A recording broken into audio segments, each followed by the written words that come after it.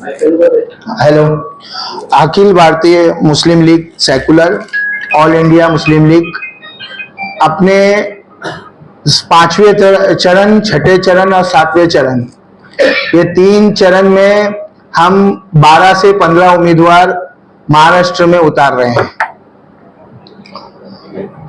जिसमें से हम आज 5 उम्मीदवारों का यहां पर ऐलान कर रहे हैं। जो बंबई की 5 सीटों पे 5वें चरण में इलेक्शन होंगे, उस पे हमारे 5 उम्मीदवार हम डिक्लेयर कर रहे हैं, जिसमें north west Mumbai Hayatullah Abdullah Shaikh, north west Mumbai Hayatullah Abdullah Shaikh, north east Mumbai Mannan Abdul Haq, north central Mumbai Najma Khan, south central Mumbai Imtiaz और साउथ मुंबई से अली रहीम शेख। मैं महाराष्ट्र स्टेट जनरल सेक्रेटरी और स्पोक्स पर्सन जमशेद खान हूं। ये मेरी जिम्मेदारी है। हमने 5 सीटों का यहां पर ऐलान किया है, क्योंकि महाविकास आघाड़ी और एनडीए ने महाराष्ट्र में पूरी 48 सीट में एक भी मुसलमान कैंडिडेट नहीं उतारा है। हम अब तक यही वेट कर रहे थे कि किसी ना किसी सीट से एनडीए या महाराष्ट्र विकास आघाड़ी कोई उम्मीदवार मुसलमान अनाउंस करे, मगर उन्होंने अनाउंस नहीं किया। इसलिए मजबूरन अखिल भारतीय मुस्लिम लीग सेकुलर को अपने मुस्लिम उम्मीदवार महाराष्ट्र में उतारने पड़े, जिसमें से हम 5 उम्मीदवारों को मुंबई में उतार रहे हैं।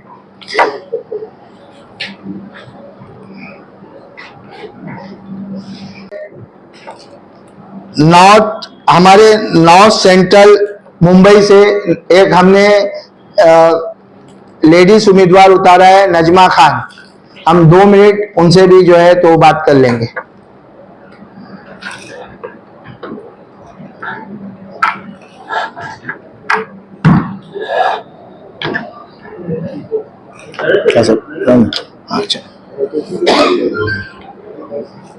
अस्सलाम वालेकुम, नमस्कार। मैं चांदौली विधानसभा से हमको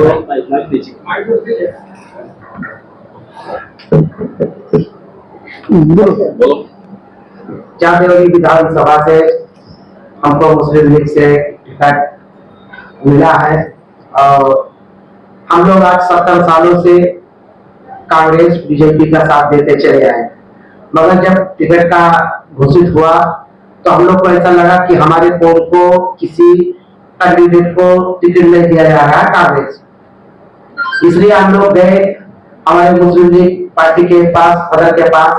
वहां से उन्होंने हमको उम्मीदवार चुना और टिकट देने का उन्होंने ऐलान किया। तो हमारी हौसला बढ़ गई कि कम से कम इनकी गुलामी करते 70 सालों से हम इनसे मोहब्बत भी करते, इनकी गुलामी भी करते, मगर ये लोग हम लोग से नहीं करते हैं। अब हमको ऐसा लग रहा है, तो हम भी चांदौली विधानसभा से दिल जान से, मोहब्बत से और अच्छे बहुमत से चुनाव लड़ेंगे।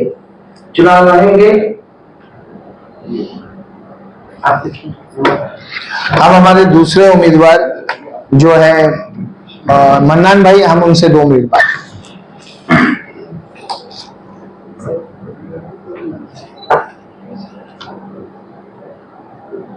मंच पर बैठे हुए हमारे महिला गिनती के तारा देवी नजमा खान साहिबा और हमारे मुस्लिम लीग सेकुलर पार्टी के प्रवक्ता और जनरल सेक्रेटरी मोहतरम जमशेद खान साहब और हमारे मुंबई से सबसे अच्छे कैंडिडेट इम्तियाजी साहब और तमाम हमारे जो कुर्सियों पे प्रेस रिपोर्टर लोग बैठे हैं, तमाम मौजूद हस्तियां बैठी हैं, सबको मेरा अस्सलाम वालेकुम, प्रणाम, नमस्कार, सत श्री अकाल।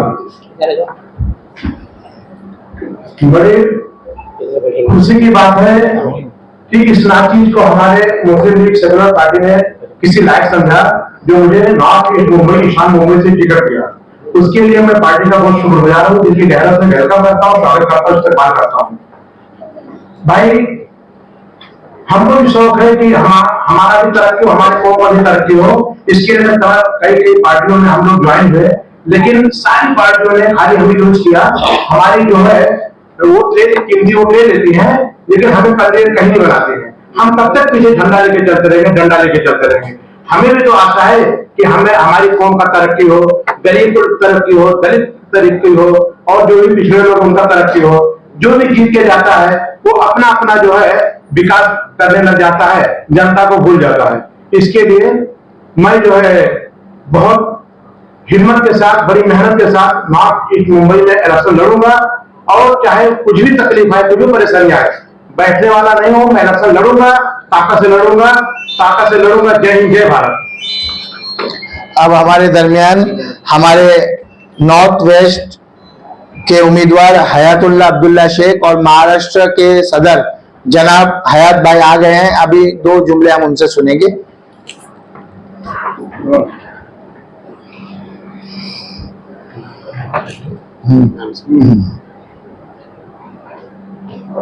यहाँ बैठे हुए तमाम पत्रकारों को मेरा सलाम, नमस्कार।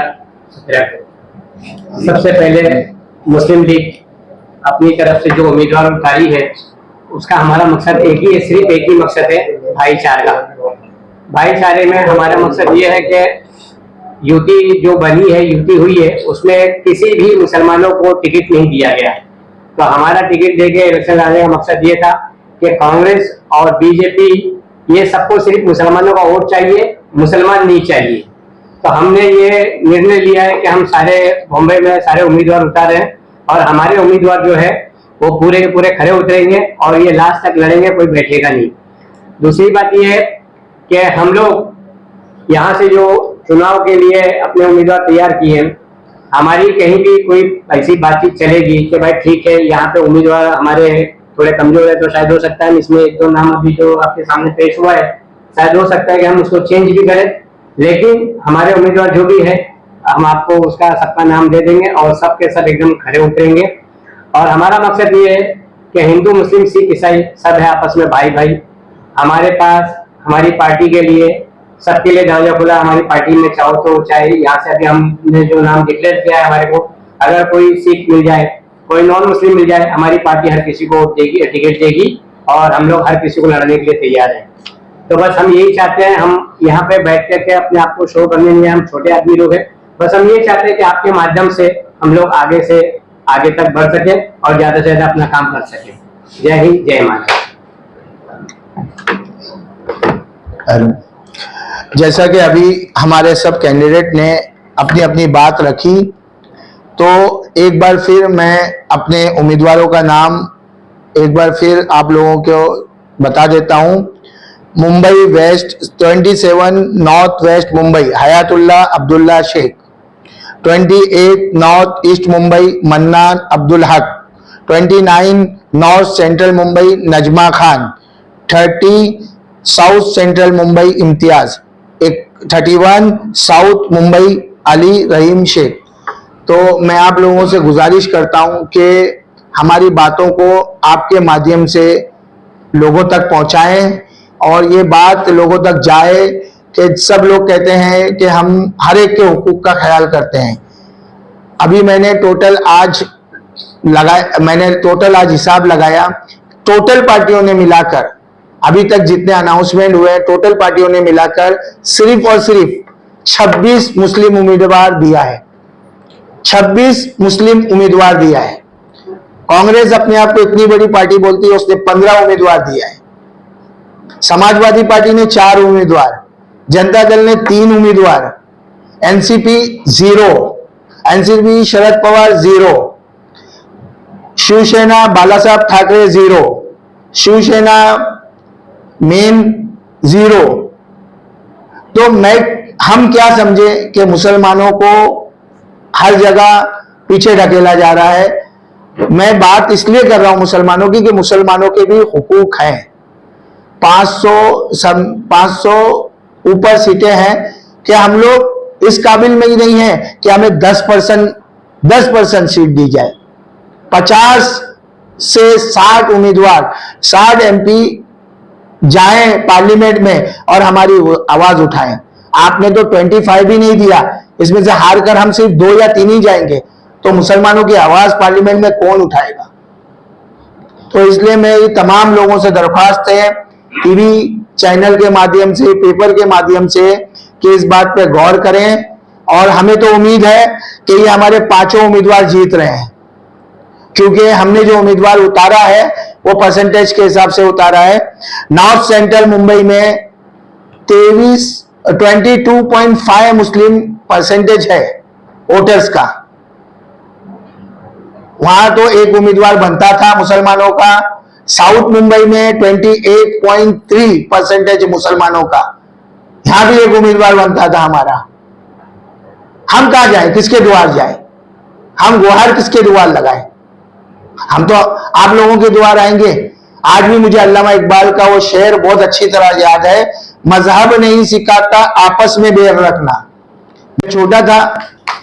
मैं बहुत छोटा था जब मैं देखा करता था कि मेरे आसपास जो हिंदू भाई रहते हैं, मेरे घर के आसपास जो रहते थे, होली में हम उनके घर जाते थे, दिवाली में हम खाना खाने उनके घर जाते थे, और वो हक से ईद के दिन हमारे घर आकर खाना खाते थे। आज वो रिवायत कहां गई? आज वो रिवायत हमारे दरमियान से खत्म क्यों हो गई? इस वजह से कि पॉलिटिकल पार्टियों ने हमें कहीं का नहीं छोड़ा है। अब वक्त आ गया है कि तमाम लोग अपना हक वोट का जरूर वोट दें, जिसको भी दें, मगर अपना वोट दें और ये सोच कर दें कि अगली बार ना बीजेपी सरकार ना कांग्रेस सरकार, इस बार कोई तीसरी सरकार आना चाहिए जो हर एक के हुकूक को संभाल के रखे, और हुआ है हिंदुस्तान में, और इस बार भी होगा इंशाअल्लाह। जय हिंद, जय महाराष्ट्र। इस पे S2 है, वो परसों के दिन रिलीज होगा। सर, अभी ये चुनाव जो है 2024 का, हाँ, मुस्लिमों के लिए टारगेट है बीजेपी। हाँ, तो आप किस तरह से मुस्लिम समाज के लिए जाएंगे और वोट मांगेंगे? देखिए ऐसा है कि हमेशा यही बोल के हमें डराया जाता है कि आप कांग्रेस को वोट नहीं देंगे तो बीजेपी आ जाएगी। तो कांग्रेस ने हमको दिया क्या है? हमको तो कांग्रेस भी नहीं चाहिए। एनआरसी, सीएए जो कानून है वो लाया तो कांग्रेस ने, भले से बीजेपी ने उस पर अमल किया है। और 75 साल या आजादी के बाद से अभी तक के मुसलमानों को कांग्रेस ने दिया क्या है? आप बताइए ना। उनकी कैबिनेट में मुस्लिम मंत्री कितने होते हैं? दाल में नमक के बराबर, 1 या 2। वो बीजेपी में भी है, तो कांग्रेस को वोट क्यों दे? मुद्दों को लेकर आप जनता के पास जाएंगे? हाँ, हमारा मुद्दा जो है अभी फिलहाल ये है कि मुसलमानों के हुकूक कहां हैं। एक हमारा हिंदू भाई भी हमारे साथ आएगा इस वजह से कि हम हुकूक की लड़ाई लड़ रहे हैं। जैसे गांधी जी ने उस वक्त आजादी की लड़ाई लड़ी थी, आजादी के लिए हक की लड़ाई। इस वक्त हम अपने हुकूक की लड़ाई लड़ रहे हैं कि हमारे हक का है। आपके पास 500 प्लस जो है पार्लियामेंट में सीटें हैं ना, तो कम से कम 50 सीट के तो हकदार है। कि कोई ऐसी सीट नहीं है जो हम जीत ही नहीं सकते पूरे हिंदुस्तान में। सेकुलर बोल रहे हैं ना, तो यानी सेकुलर का मतलब वो दोनों मिलकर जिताएंगे। तो हमारे कुछ उम्मीदवार आप भले से कैसे भी उतारते, आप कोशिश करते जिताने की, तो वही हुआ ना। बीजेपी कांग्रेस एक ही बात हुई ना, बीजेपी ने दिया ना कांग्रेस ने दिया। मुस्लिम लीग मुसलमानों के लिए क्या करना चाहती है? देखिए, हमारी पार्टी का नाम है अखिल भारतीय मुस्लिम लीग। हम चाहेंगे कि मुसलमानों के लिए हर वो चीज मिले जो संविधान में है, जो बाबा साहब आंबेडकर ने हमारे लिए रखकर गई है। हम चाहेंगे कि हमारे को एजुकेशन में हम आगे आए, हर चीज में जहां हमारी जरूरत है वहां हमें हमारी जरूरत पूरी की जाए, क्योंकि हम भी इसी मुल्क के नागरिक हैं। और हम जो है ना पैदाइशी तो हैं ही, बल्कि हम बाय चॉइस भी हैं। हमें उस वक्त हमारे बाप दादाओं को उस वक्त एक चॉइस मिली थी कि पाकिस्तान चले जाओ, नहीं गए, हम यहीं रहे। हमने यहाँ रहा, हम यहाँ धरती के आदमी हैं, हम यहाँ काम करेंगे इंशाअल्लाह तबारक व तआला। हम मुस्लिम लीग जीत कर आएंगे। चुनाव चिन्ह क्या होगा? अभी डिसाइड नहीं हुआ है, वो तो 3 तारीख को पता चलेगा ना। आ जाएगा होगी। 11 से 12 उम्मीदवार उतारने का अभी हम बंबई में 5वें चरण में 5 उम्मीदवारों का ऐलान कर रहे हैं। मोदी को हराने के लिए सभी मुस्लिम संगठन कांग्रेस के साथ और अन्य अलायंस जो है उनके साथ आए। अगर आपने देखिए ऐसा है कि मैंने अभी थोड़ी देर पहले जवाब उसका दिया कि हर बार कांग्रेस ये बोलती है हमको वोट दो नहीं तो बीजेपी आ जाएगी। तो ये कब तक हम सुनेंगे? कहीं ना कहीं हमको आगे आना पड़ेगा ना। अब वो उससे किसका फायदा हो रहा है किसका नुकसान हो रहा है मुझे मतलब नहीं है। आपने कहा 22 हम लोग भारत में रहे, हाँ। लेकिन जीना तो मुंबई से चुन के गए थे ना। अरे सर ऐसा है, जीना मुंबई से चुनकर गए थे, सुनिए मेरी बात, मुंबई से चुनकर गए थे मगर बंटवारा हो गया, वो उधर चले गए, उससे हमको कोई लेना देना नहीं है। हम अपनी बात कर रहे हैं। अभी लोग भरोसा नहीं कर रहे कि आपके ऊपर किसके ऊपर करना? हम हिंदुस्तान के नागरिक हैं, भरोसा तो करना, जैसे हम आप पे करते हैं वैसे आपको हम पे करना पड़ेगा।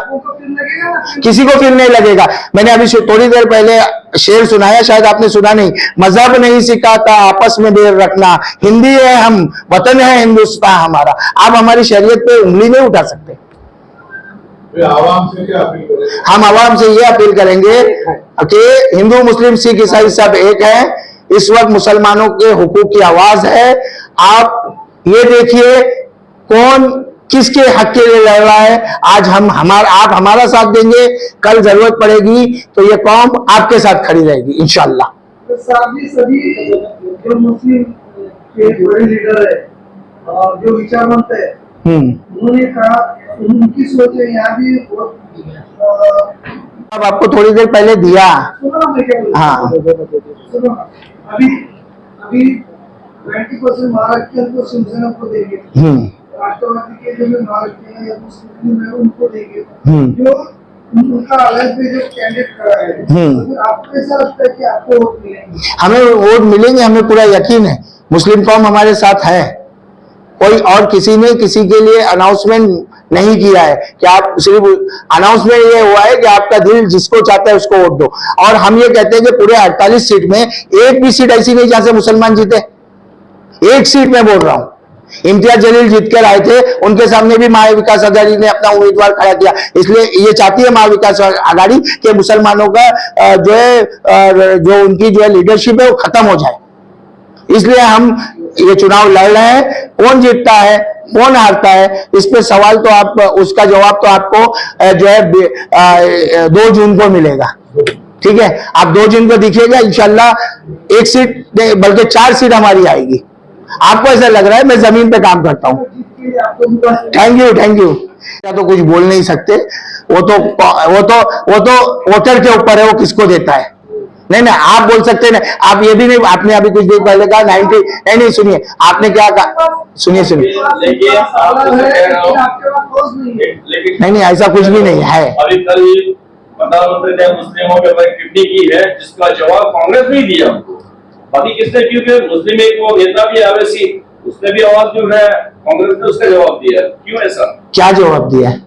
जो भी नहीं क्या XYZ आप बताइए ना, आपने बोला ना पहले बताया टिप्पणी के ऊपर क्या नहीं सुनिए जो मुस्लिम के ऊपर टिप्पणी की थी उसका जवाब जो दिया है कि कांग्रेस ने उसका जवाब दिया। हेलो बोलो, कांग्रेस क्या देगा जवाब? लो कांग्रेस क्या देगा जवाब? मैं बता रहा हूं। एक मिनट, जितना